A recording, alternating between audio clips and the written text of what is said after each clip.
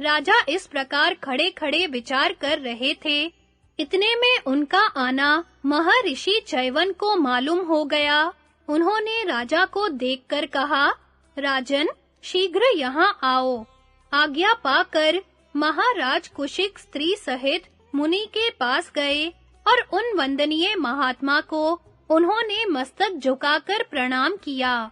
मुनि ने आशीर्वाद और सांत्वना देते हुए उन्हें बैठने की आज्ञा दी। अब मुनि शांत अवस्था में आ गए थे। उन्होंने राजा को मधुर वाणी से तृप्त करते हुए कहा, राजन, तुमने 5 ज्ञानेंद्रियों, 5 कर्मेंद्रियों और मन को अच्छी तरह जीत लिया है। इसीलिए तुम महान संकट से मुक्त हुए हो। तुमने भली भांति मेरी आराधना की है। तुम्हारे द्वारा कोई छोटे से छोटा अपराध भी नहीं हुआ। अच्छा, अब मुझे जाने की आज्ञा दो। मैं जैसे आया था वैसे ही लौट जाऊंगा। तुम्हारे ऊपर मैं बहुत प्रसन्न हूँ, अतः तुम मुझसे कोई उत्तम वर मांगो। कुशिक ने कहा, ब्राह्मण, आप मुझ पर प्रसन्न हैं। यही मेरे लिए सबसे बड़ा वर है तथा यही मेरे जीवन और राज्य का फल है। भृगुनंदन, यदि आपका मुझ पर प्रेम हो तो मेरे मन में एक संदेह है, उसे दूर करने की कृपा कीजिए। च्यवन ने कहा, नरश्रेष्ठ, तुम मुझसे वर भी मांग लो और तुम्हारे मन में जो संदेह हो उसे भी कहो। मैं तुम्हारा सब कार्य पूर्ण करूंगा। कुशिक ने कहा, भार्गव, यदि आप प्रसन्न हो तो मुझे यह बताइए कि आपने मेरे घर पर इतने दिनों तक क्यों निवास किया था। मैं इसका कारण सुनना चाहता हूँ। 21 दिनों तक एक करवट से शयन करना, फिर उठने पर बिना कुछ बोले बाहर चल देना, सहसा अंतर्धान हो जाना, फिर दर्शन देकर 21 दिनों तक दूसरी करवट से सोते रहना, उठने पर तेल की मालिश कराना, फिर अंतर्धान होकर चल देना, पुनः महल में आकर भांति-भांति के भोजन को एकत्रित करना और उसमें आग लगाकर जला देना, फिर सहसा रथ पर सवार हो बाहर नगर की यात्रा करना, धन लुटाना एवं वन में अनेकों सुवर्णमय महलों तथा मणि और मूंगों के पाए वाले पलंगों का दिखलाना और अंत में सबको अदृश्य कर देना। आपके इन कार्यों का मैं यथार्थ कारण सुनना चाहता हूँ।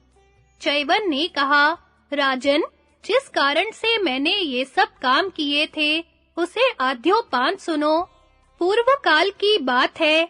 एक दिन देवताओं की सभा में ब्रह्मा जी कह रहे थे कि ब्राह्मण और क्षत्रियों में विरोध होने के कारण दोनों कुलों में संकरता आ जाएगी। उनके मुंह से मैंने यह भी सुना था कि तुम्हारा एक पौत्र ब्राह्मण तेज से संपन्न तथा पराक्रमी होगा। यह सुनकर मैं तुम्हारे वंश का उच्छेद कर डालने की इच्छा से यहाँ आया। उस समय मैंने तुमसे यही कहा था कि मैं एक व्रत का आरंभ करूँगा, तुम मेरी सेवा करो। किंतु तुम्हारे घर में रहकर भी मैंने आज तक तुम में कोई दोष नहीं पाया। 21 दिन तक सोता रहा, पर तुमने या तुम्हारी स्त्री ने मुझे जगाने का साहस नहीं किया। फिर मैं अंतर्धान हुआ और पुनः तुम्हारे घर में आकर योग का आश्रय ले 21 दिनों तक सोया। मैंने सोचा था तुम लोग भूख और थकावट से घबराकर मेरी निंदा करोगे। इसी उद्देश्य से मैंने तुम लोगों को भूखे रखकर कलेश पहुंचाया। इतने पर भी तुम्हारे और तुम्हारी स्त्री के मन में तनिक भी क्रोध नहीं हुआ। इससे मैं तुम लोगों के ऊपर बहुत संतुष्ट हुआ। इसके बाद जो मैंने भोजन मंगाकर जलाया, उसके भीतर भी यही उद्देश्य छिपा था कि तुम डाह के कारण मुझ पर क्रोध करोगे, किंतु मेरे उस बर्ताव को भी तुमने सह लिया। तदनंतर मैंने रथ पर बैठकर कहा, तुम स्त्री सहित आकर मेरा रथ खींचो।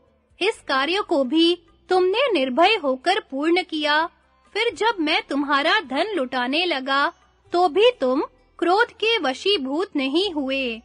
इन सब बातों से मुझे तुम्हारे ऊपर बड़ी प्रसन्नता हुई, अतः मैंने तुम्हें संतुष्ट करने के लिए ही इस वन में स्वर्ग का दर्शन कराया है। राजन, इस वन में तुमने जो दिव्य दृश्य देखा है, वह स्वर्ग की एक झांकी थी।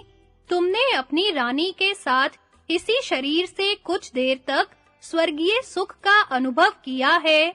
यह सब मैंने तुम्हें तप और धर्म का प्रभाव दिखलाने के लिए ही किया है। ये बातें देखने पर तुम्हारे मन में जो इच्छा हुई है, वह भी मुझे मालूम हो गई। तुम सम्राट और इंद्र के पद को भी तृणवत मानकर ब्राह्मणत्व पाना चाहते हो और तप की अभिलाषा करते हो। तप और ब्राह्मणत्व के संबंध में अभी तुम जो विचार प्रकट कर रहे थे, वह बिल्कुल ठीक है। वास्तव में ब्राह्मण होना दुर्लभ है।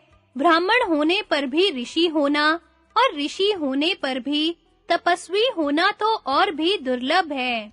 तुम्हारी यह इच्छा पूर्ण होगी। भृगु वंशियों के तेज से तुम्हारा वंश ब्राह्मणत्व को प्राप्त होगा। तुम्हारा पौत्र अग्नि के समान तेजस्वी और तपस्वी ब्राह्मण होगा। वह तीनों लोकों को अपने प्रभाव से आतंकित करेगा।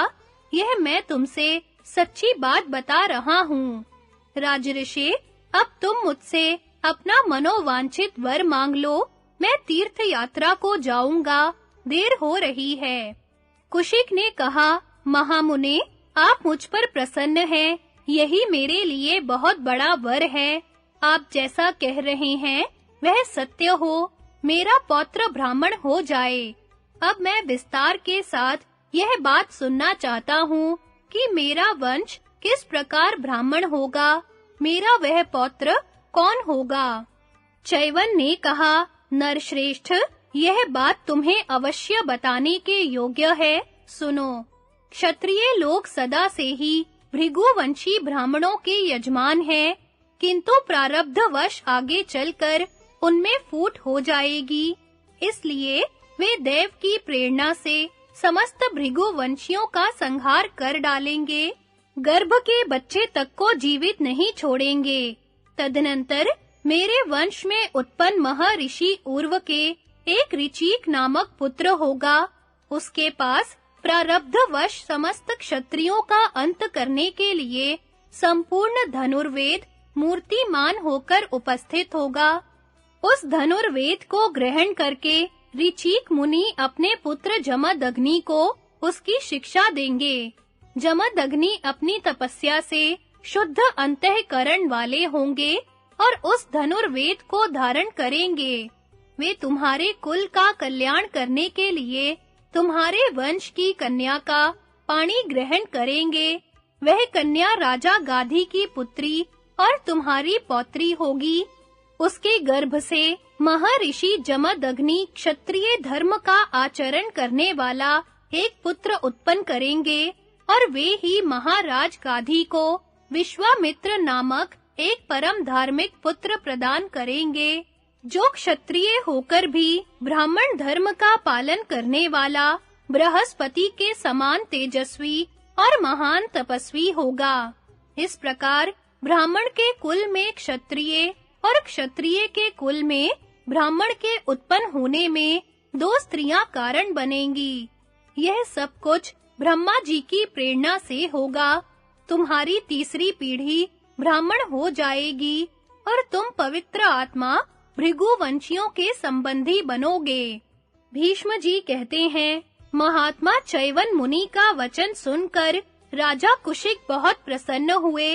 तदनंतर महातेजस्वी चैवन ने उन्हें वर मांगने के लिए पुनः प्रेरित किया। तब राजा ने कहा, महामुने, मेरा कुल ब्राह्मण हो जाए और उसका मन धर्म में लगा रहे। उनके इस प्रकार कहने पर चैवन मुनि ने कहा, अच्छा, ऐसा ही होगा।